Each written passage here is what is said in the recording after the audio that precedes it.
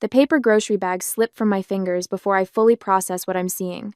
The jar of marinara shatters against my new tile floor, splashing red across the pristine white surface like blood at a crime scene. For 3 heartbeats, I stand frozen in my own doorway, keys still dangling from my hand. My mother and sister are inside my cottage that I showed them photos of only 3 days ago. My cottage, whose address I deliberately hadn't shared. What are you doing here? My voice sounds distant, hollow. Liana whirls around, measuring tape extended between her hands. She's been measuring the guest bedroom, my home office, her expression momentarily startled before settling into something irritatingly entitled. Posey, you're home early.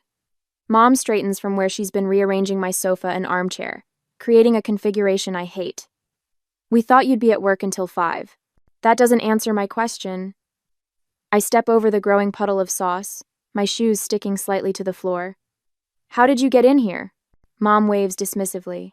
Oh, I had a key made yesterday when I stopped by to congratulate you. The memory surfaces instantly, Mom asking to use the bathroom during her brief visit, her purse unexpectedly left behind when she went down the hall. At the time, I'd thought nothing of it. You took my keys and copied them? Without asking? The tremor in my voice surprises me. Don't be so dramatic, honey. Mom busies herself, fluffing a throw pillow. We're just seeing how to make this work for everyone. Make what work? The question forms but doesn't leave my mouth because suddenly I know. The realization crashes into me with the force of a physical blow.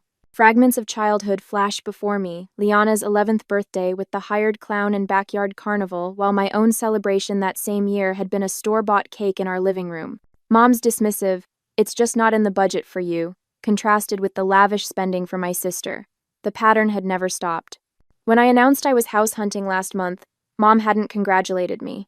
She'd called Liana immediately to discuss opportunities. This is my home, I say, each word carved from ice. Not yours, not ours, mine. I cross to Liana and pluck the spare key from her hand, where she's been fidgeting with it. Her fingers close reflexively, then release. You can't be serious about living here alone, Liana says, her forehead creasing with practiced concern. This place has 3 bedrooms. The kids need space. Your housing situation is not my problem. The steadiness in my voice surprises me. After everything we've done for you? Mom's eyes widen, her hand pressed dramatically to her chest. Your sister's children need bedrooms. Family helps family, Posey. You know that. The familiar weight of obligation presses down, a lifetime of expectations that I'll sacrifice for Liana because that's what I've always done. But something has shifted inside me. The trembling in my hands stops as clarity washes through me. You have exactly 2 minutes to leave before I call the police. I'd point toward the door, arms steady. You wouldn't dare. Mom's voice sharpens. 1 minute, 50 seconds. They leave, Mom slamming the door hard enough to rattle the windows. I slide the deadbolt into place with a satisfying click. The phone rings 20 minutes later as I'm still cleaning marinara from the grout lines. Dad's name flashes on the screen. What the hell do you think you're doing? His voice booms the moment I answer. Your mother is in tears. You're tearing this family apart with your selfishness. I say nothing, scrubbing harder at a stubborn red stain. Liana needs help, Posey. That's what family does. You've always understood that before. Always understood, always accommodated, always sacrificed. Not anymore, I whisper, but he's still shouting, not hearing me. After I hang up, I stare at the family photo on my mantle. Mom, Dad, Liana with her perfect husband and 3 children, and me, slightly off-center, smiling the strained smile I've worn my entire life. For the first time, I see us clearly. See the pattern of sacrifice I've been conditioned to accept. I place the frame face down on the shelf. This house is mine. This life is mine. And I'm done giving pieces of it away. A day later, the Facebook notification pings while I'm sipping my morning coffee. A rare moment of peace 3 days after the marinara incident. Something about Liana tagging me. I tap the icon, expecting another passive-aggressive family photo where I'm awkwardly positioned at the edge. What I find stops my breath. A post from 3 weeks ago before I'd even closed on my cottage shows Liana's 3 children squeezed into their shared bedroom. The caption reads, "Kids are finally getting a bigger place soon. Blessed. Family first." My thumb hovers over the screen as I scroll to the comments. Which bedroom does Ellie get? Asks one of Liana's friends. Liana's response. The blue one with the bay window. Jack and Tyler will share the room across the hall. Mom thinks the third bedroom should stay a guest room in case Aunt Carol visits. My coffee mug slips from my fingers, splashing hot liquid across my bare feet. I barely notice the burn. 3 weeks ago. They were planning this 3 weeks ago, before I'd even signed my mortgage papers. I bolt to the bathroom, my stomach heaving as the magnitude hits me. This wasn't an impulsive idea after seeing my house. This was calculated, planned. They had been strategizing how to take over my home before I'd even purchased it. My phone buzzes with a text notification as I rinse my mouth. It's from Dad, but he's accidentally included me in a group message meant for Mom and Liana. Don't worry about Posey's tantrum. Mom has written, she'll give in once you're settled. She always does. The shaking starts in my hands and spreads until my whole body trembles against the cool bathroom tile. She always does. 3 words that summarize my entire life. The family dinner invitation arrives via text the next evening. We need to talk about a solution, Dad writes. Your mother's making pot roast, 7 p.m. I should refuse. Every instinct screams to stay away, but some withered, hopeful part of me wonders if maybe, just maybe, they've reconsidered. When I arrive, the table is already set with Mom's good china. Dad, Mom, and Liana sit clustered on one side, an empty chair waiting for me on the other. The division couldn't be more obvious if they'd drawn a line down the middle. Posey, Mom says, her smile tight. We're so glad you could join us. Before I can respond, Dad slides a manila folder across the table. We've found the perfect solution. Inside are printouts of 5-bedroom houses, all within 2 miles of Liana's children's school. Each listing has been annotated with notes like perfect playroom and good backyard for the kids. These are lovely, I say carefully, for Liana and Mark. Dad clears his throat. For all of you, together. We've already talked to your bank. Mom adds, stirring her iced tea. Transferring your mortgage to a different property is quite simple. The difference in price would be manageable if everyone contributes. My mouth goes dry. You contacted my bank? Just preliminary discussions, Mom says, waving away my concern like an annoying fly. Your furniture won't all fit, of course, Liana chimes in, but we could sell the extra pieces. We'll need space for the kids' bunk beds. The front door opens, and Mark strolls in, late as usual. He nods at me before turning to Dad. I was thinking about the garage spaces. The left side would work better for my truck, if Posey doesn't mind parking on the street. The casual way they're dividing my property, a home they've never contributed a penny, toward leaves me speechless. My hands curl into fists beneath the table. Posey, Dad says, his voice dropping into the serious tone he used when I was a child and had disappointed him. Refusing to help would show you don't really care about being part of this family. Mom reaches across the table, not quite touching my hand. Think about your relationship with your nieces and nephew. Children remember who was there for them. Everyone knows family comes first in this town. Liana adds, her eyes narrowing. What would people think if they knew you had all that space while your sister's children are crammed into one room? The weight of their expectations presses against my chest. For years, my entire identity in this family has been Liana's supportive sister, never just Posey, with my own dreams and needs. I spoke with Robert at your office. Dad mentions casually, as if he hasn't just crossed yet another boundary. He understands your family crisis might require some flexibility in your schedule, to help Liana with the move. After all we've done, Mom adds, her voice trembling with practiced emotion, providing a home for you all those years. The memory surfaces writing rent checks every month throughout college while living in their basement, watching them pay Liana's full tuition and apartment costs without question. The silence stretches as they wait for my capitulation. The familiar script. Posey protests. Family pressures. Posey surrenders. She always does. But something has shifted inside me since finding them in my house. The pattern is suddenly visible, like one of those magic eye pictures that snaps into focus after years of just seeing random dots. I stand, carefully placing my napkin beside my untouched plate. Watch me not help, I say, my voice steadier than I feel. I walk out, ignoring their calls to return, their demands to sit back down and be reasonable. In my car, the phone begins buzzing with texts and calls. I switch it to silent. As I drive home that night, my phone lighting up with angry messages, I wonder if standing my ground is worth potentially losing my family. Should I maintain this boundary at all costs? Or find some compromise that wouldn't completely sacrifice my independence? The house was mine, but was complete separation the only way to protect it? The thought of compromise flickers and dies as I remember the Facebook post. They never intended to ask. They planned to take. Some boundaries can't be partial. Sometimes the only protection is a wall. 3 days after the dinner ambush, notifications ping my phone like tiny detonations. Each one jolts me from whatever momentary peace I've managed to find. I make the mistake of looking at Liana's latest Facebook post, her children squeezed onto a pull-out sofa, faces arranged in exaggerated pouts. The caption reads, "When family abandonment means your kids don't have proper bedrooms. Family first. Unless you're selfish, apparently." My stomach twists as I scroll through the sympathetic comments. People I've known since childhood offer prayers and support. 3 different church ladies promise to speak to me about Christian family values. My finger hovers over the reply button, but what could I possibly say that wouldn't pour gasoline on this fire? My phone buzzes with a text from Mrs. Hatcher, my 3rd-grade teacher. "Your mother showed me pictures of your beautiful home. So much space for just one person. I raised 4 children in half that size." I set the phone face down on my kitchen counter and grip the edge until my knuckles whiten. The betrayal burns like acid in my throat, not just from Liana, who I've come to expect this from, but from Mom. She's plastered photos of my house online with captions about forgetting where you came from and what happens when success goes to your head. The doorbell rings, sending my heart rate skyrocketing. Through the peephole, I spot Pastor Williams on my front step, Bible tucked under his arm. This isn't a coincidence. This is a coordinated attack. "I'm sorry, I'm not available for visitors today." I call through the door.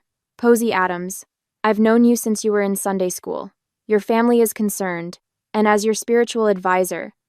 I didn't request spiritual advice. I interrupt, surprising myself with the firmness in my voice. "Please respect my privacy." His sigh carries through the door. "I'll be praying for your heart to soften." After he leaves, I sit at my kitchen table and make a list of everything that's happened in the week since I threw my family out of my house. The scale of their retaliation is becoming clearer and more frightening. Yesterday, I discovered the first concrete evidence of how far they're willing to go. My mortgage statement hadn't arrived, so I called the bank. "We've been sending it to your updated address," the representative explained. "Your parents contacted us about forwarding your financial documents to their home for safekeeping." The violation leaves me breathless.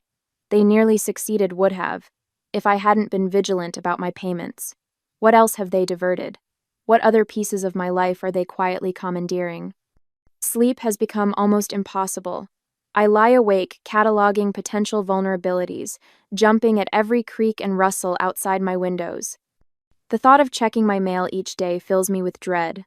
What new boundary will they have crossed? What fresh guilt trip will be waiting? This morning, I received an email from my homeowners association. My parents had contacted them with concerns about commercial activity at my address, a complete fabrication, but one that required me to respond with formal documentation, proving I work from home occasionally but don't run a business. The cost of this estrangement keeps mounting. But the alternative, a lifetime of exploitation, of being seen as nothing more than Liana's support system, seems unbearable now that I've glimpsed freedom. I start small, changing passwords, setting up mail, forwarding directly to my workplace, installing security cameras at every entrance. I document each unwanted contact, each social media post, each attempt to access my personal information. The methodical process steadies my shaking hands. When the security company finishes installing my new system, I feel a strange blend of sadness and relief. My home, the place that was supposed to represent my independence, now resembles a fortress. The next morning, a small miracle appears on my desk at work. A loaf of homemade bread wrapped in brown paper with a note tucked beneath the twine. "Sorry I blabbed about your new place. Not everyone thinks you're wrong. Some of us wish we'd been brave enough to set boundaries years ago. Marcy." I hadn't realized how isolated I'd been feeling until that small gesture of support brings tears to my eyes. The moment of peace is short-lived. That evening, I pull into my driveway to find Liana's SUV parked in front. Through my front window, I can see shadows moving inside my house. The familiar surge of violation is accompanied by something new, cold, crystalline anger. This time, I don't hesitate.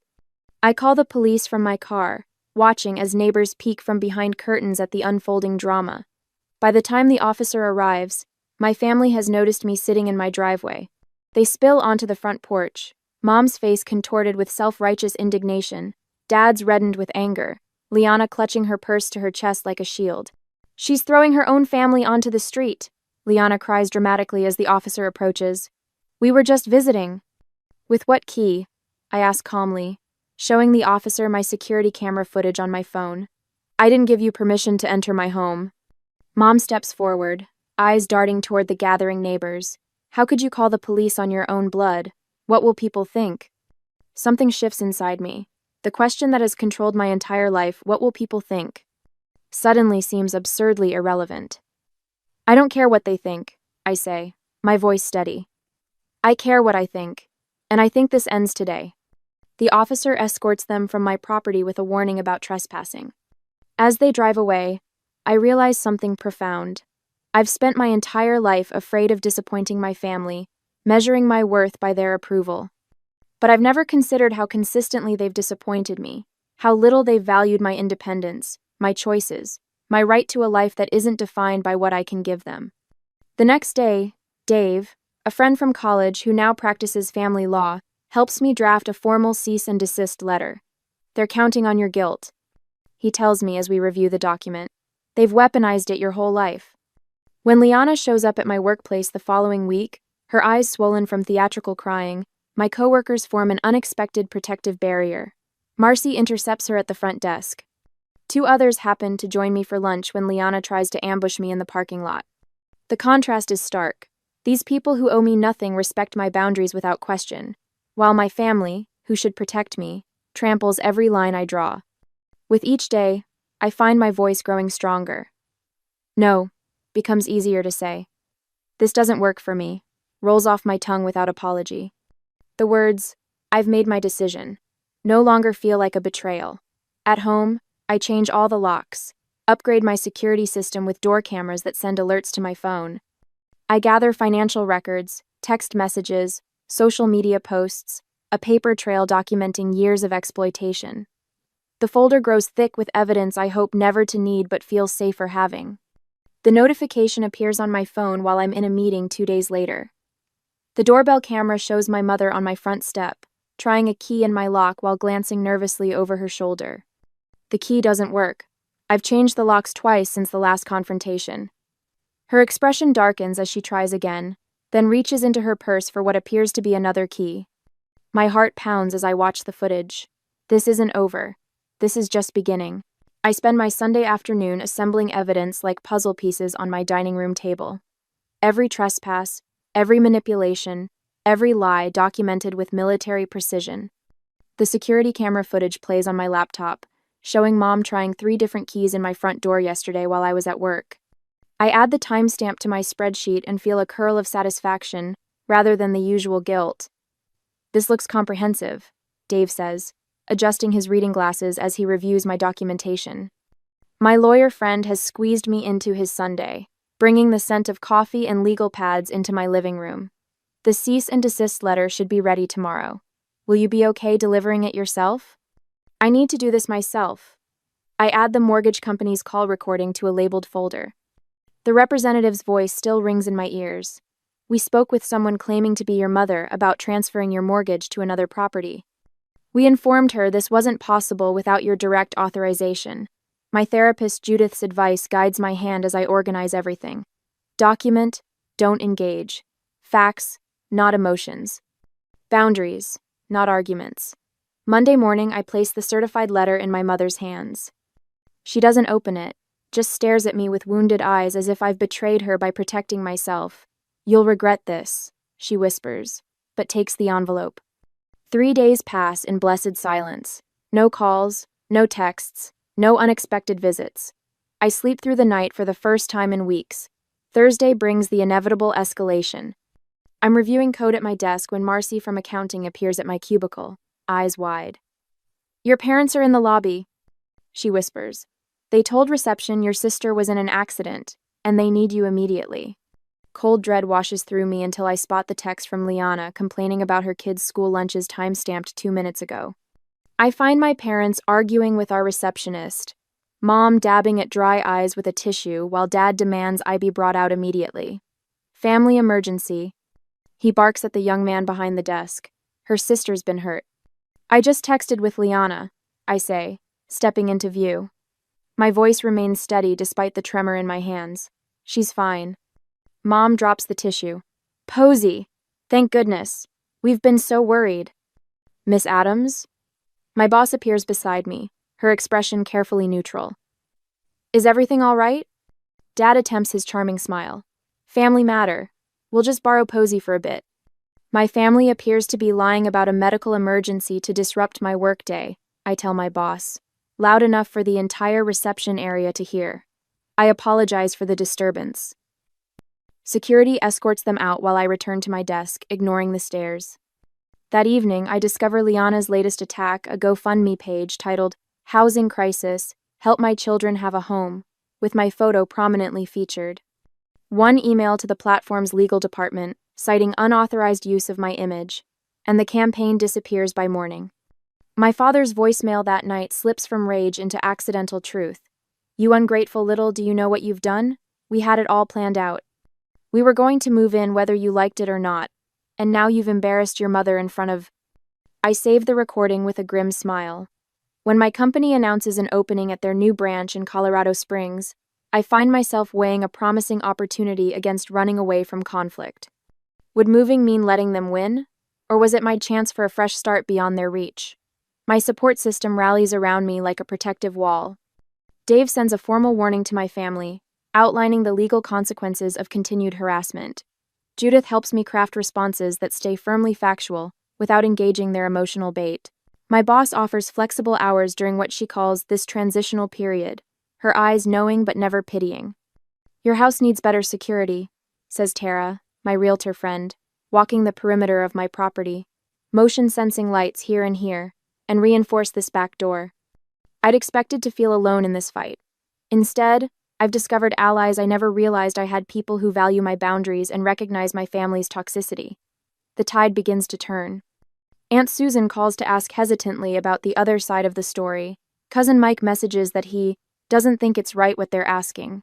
Even Liana's perfect social media campaign backfires when friends comment, "Why can't you and Mark support your own family?" And, "Isn't Posey single? Why should she house your kids?"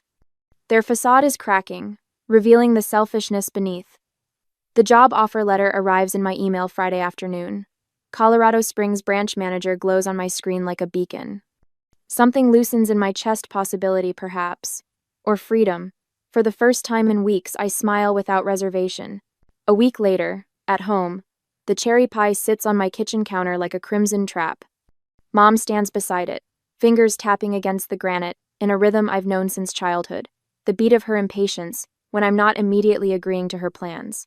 It's your favorite, she says, though cherry has always been Liana's preference, not mine. I've corrected her on this fact at least 20 times over the years. Her eyes keep darting to the security camera mounted near my entryway. The blinking red light seems to make her nervous, which gives me a small measure of satisfaction. I think we got off on the wrong foot with all this, Mom says, her voice unnaturally pleasant. She's rehearsed this. I can tell by the way she keeps shifting her weight from one foot to the other, the way she did before parent-teacher conferences when I was young. Your father and I have been thinking, and we've come up with the perfect compromise. I wasn't aware we were negotiating, I say, keeping my distance. The kitchen island between us feels like necessary protection. Mom pulls a folder from her oversized purse. We found some lovely properties just 15 minutes from here. 5 bedrooms, plenty of space.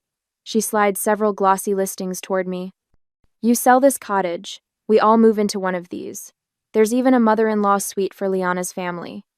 I flip through the listings, noting the prices that are triple what my cottage cost. And how exactly would this work financially? Well, you'd get the master bedroom, of course. She smiles as if offering me a tremendous gift. We've already toured 3 of them. The realtor was very accommodating when we explained the situation. You toured houses in my name? The calm in my voice surprises even me. Mom waves dismissively. We needed to move quickly. The Henderson's daughter is also looking in that neighborhood. She leans forward, voice dropping. Listen, Posey. If you're going to be difficult about this, we can always contest the ownership. You couldn't possibly have afforded this place without family help.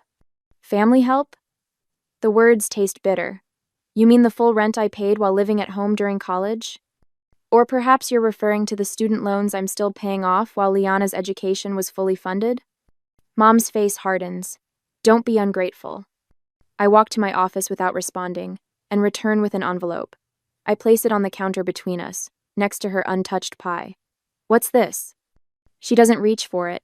It's a job offer from our company's new branch in Arizona. I push it toward her. I accepted it last week. Her hand freezes mid-tap. Arizona? I'm selling the cottage. I watch her face brighten before adding, and moving to Tucson next month. The color drains from her face. But what about Liana? Her housing situation is not my concern. I open a drawer and pull out a thick manila folder. I've been gathering some interesting documentation.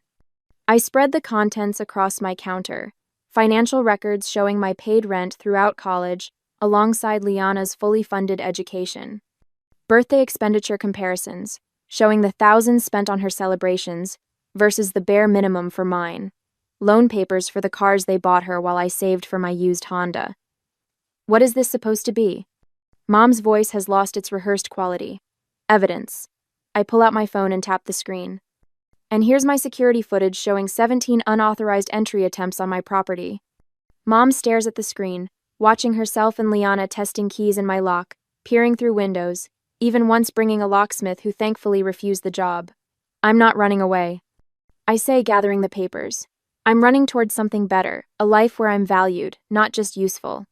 Your father will be furious, she whispers, but there's a new uncertainty in her voice. I'm counting on it. 3 days later, I arrive at my parents' house for what they've billed as a family meeting to resolve the housing situation. The driveway is full, my aunt's car, my cousin's SUV, even my grandmother's ancient Buick. The gang's all here to witness my surrender. I take a deep breath before entering, folder tucked securely under my arm. The conversation in the living room halts when I step inside. Liana sits on the couch between my parents, a united front. The extended family is arranged in a loose semicircle, an audience for the performance. There she is, Dad says, standing with a forced smile. We were just about to explain our solution to everyone. Actually, I say, my voice carrying across the suddenly silent room, I have an announcement first. I place my folder on the coffee table and open it to reveal the listing for my cottage, complete with professional photographs and a bright red for sale banner across the top. My house goes on the market Monday, I say, and I've accepted a position with my company's Arizona branch. I'm moving next month. The silence stretches for 3 heartbeats before Liana's shriek shatters it. But what about us? Where are we supposed to go? I meet her gaze steadily. The same place you've been living. The same place you'd still be if you hadn't tried to take what's mine. Dad stands, face reddening. This is how you abandon your family? After everything we've done for you? Everything you've done? I pull out copies of my documentation, passing them to my grandmother and aunt. Here's a record of what you've actually done. Different rules for different daughters, different support, different expectations. My aunt's eyes widen as she scans the papers. You made her pay rent during college while paying for Liana's apartment? It built character, Dad snaps, but his confidence wavers as more family members begin examining the evidence. You should see the security footage, I add, loud enough for everyone to hear. Them trying to break into my house while I'm at work, calling my mortgage company pretending to be me, creating a GoFundMe claiming I was in financial distress. Grandmother's hand covers her mouth. Is this true? My parents' silence is answer enough. As I drive home that evening, my phone buzzes with texts, not from my parents or Liana, but from my aunt, my cousins, my grandmother. Words of support. Questions about whether they'd been misled about other family matters over the years. The beginning of cracks in the family mythology. 2 days later, my realtor calls with news that feels like both victory and farewell. You've got an offer already, she says. $20,000 over asking, cash, with a 30-day close. I'll take it, I tell her without hesitation. One more thing, she adds. Do you want to keep the spare keys, or should I discard them? I think of all the keys that have been copied without my permission, all the boundaries crossed. Discard them, I say. I won't need them where I'm going. As I hang up, I hear whispers that my parents have already approached my cousin Thomas about his guest house. The cycle continues, but without me in it. I wonder briefly if any relationship with my family can be salvaged after I move, whether distance might actually make healing possible. But that's a question for another day. Today, I have boxes to pack and a new life to build, one that's entirely my own. A year later, the morning sun streams through windows that have no curtains because I haven't decided what style I want yet. My furniture sits exactly where I placed it, not where someone else thought it should go. The wall beside my desk blooms with photographs. Me atop a mountain in Colorado, shaking hands with the CEO after my promotion, standing proudly in front of this house on closing day. Not a single picture shows my family.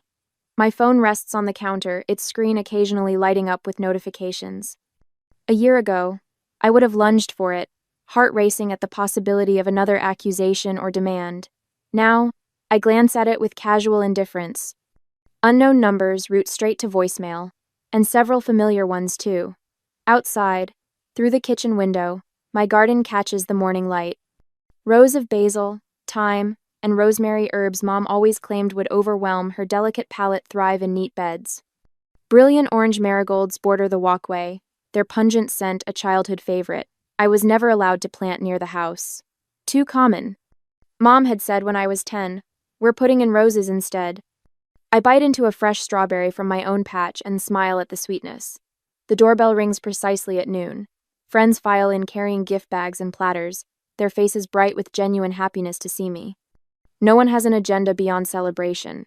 "Happy birthday, Posey," calls Elaine, my colleague turned friend, setting down a bakery box. "Apple pie, as requested." "Not cake?" asks Thomas, another coworker who's driven 2 hours to be here. "I've always preferred pie," I answer, the simple truth filling me with unexpected satisfaction. Especially apple. For decades, I'd dutifully blown out candles on chocolate cake because Liana loved it. Mom always said making 2 desserts was wasteful when we could share. Elaine arranges candles on the pie while I pour wine into glasses, the stemware I chose because I liked it, not because it matched someone else's taste. "What should we toast to?" asks Sophia, the neighbor who brought me homemade bread when I moved in. "To building homes, not just houses," I say, raising my glass. "And to the family we choose." The words settle warm in my chest as we clink glasses. On the wall near my door hangs a simple wooden key hook with just one key mine. No spare hidden for emergencies. No copy held by anyone else. Later, after everyone leaves, I find myself thinking about Jared, the new engineer at work. Yesterday, I spotted him shrinking into himself as our project manager dismissed his ideas. The familiar posture hit me like a punch to the gut, the same way I used to make myself smaller around my family. "Actually," I'd said, interrupting the manager, "Jared's approach could save us significant testing time. Let's hear more." The surprise and gratitude in his eyes reminded me of my own reflection the day I finally stood up to my family. My phone buzzes with a text from Michael, the landscape architect I've been seeing for a month. He respects my boundaries with a reverence that once would have felt foreign, but now feels right. "Still on for hiking Saturday?" the message reads. I smile as I type back, "Absolutely." Before turning in, I scroll through my phone gallery and pause at an old family photo, everyone grouped tightly together, me slightly out of frame as usual. After a moment's hesitation, I delete it and replace it with a picture of my front door, painted the bold red I'd always wanted. My cousin Brenda texts occasionally now. Last week, my uncle called to check in.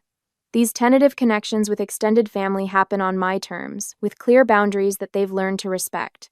As I settle into bed in my quiet house, I wonder whether complete separation from my parents and Liana was necessary for healing, or if someday I could rebuild limited contact on my terms. What would you do? Maintain the distance that brought peace, or attempt to create a new, more balanced relationship from the ashes of the old? For tonight, I'm content with the life I've built, one where every choice, from the garden herbs to the friends around my table, reflects who I truly am.